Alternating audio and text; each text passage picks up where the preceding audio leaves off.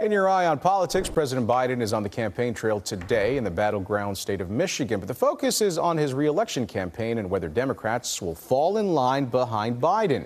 He'll be in Austin on Monday at the LBJ Library. Central Texas Representative and fellow Democrat Lloyd Doggett repeated his call for Biden to step aside. And that would be a great time for him to follow the example of President Lyndon Johnson, putting country ahead of self, and make the difficult and painful decision after so many years of valued service to say that he will step aside. Well, certainly that is one representative's viewpoint. Political reporter Jack Fink joins us now here in studio. He's been talking with North Texas Democrats about President Biden's re-election campaign. What are they saying, Jack? Well, Ken, congressional Democrats from North Texas are split on this. President Biden insists he remains all in on running for re-election.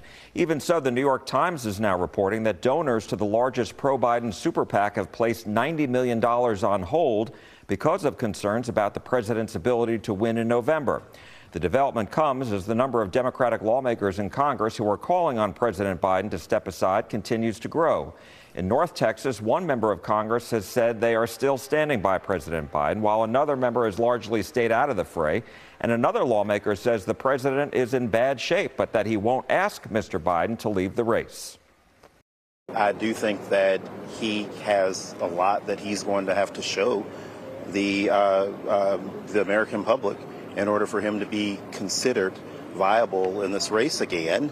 And I also truly believe that he has not done that yet.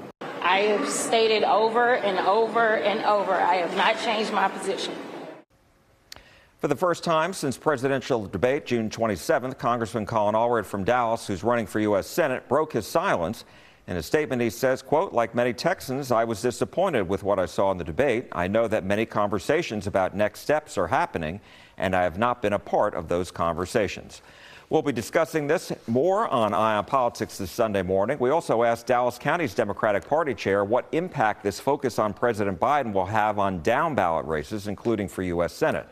Also coming up this Sunday, we speak with North Texas delegates to the Republican National Convention being held in Milwaukee, Wisconsin, about the message they want to hear at their gathering and who they like to become vice president for former President Donald Trump. And the accusations are flying between President Biden and acting Governor Dan Patrick over a disaster declaration after the deadly Hurricane Beryl that swept through Texas. Get your fix for Texas politics. Watch Eye on Politics at 7:30 Sunday morning. We are on air and streaming, and we certainly hope you will join us. Ken?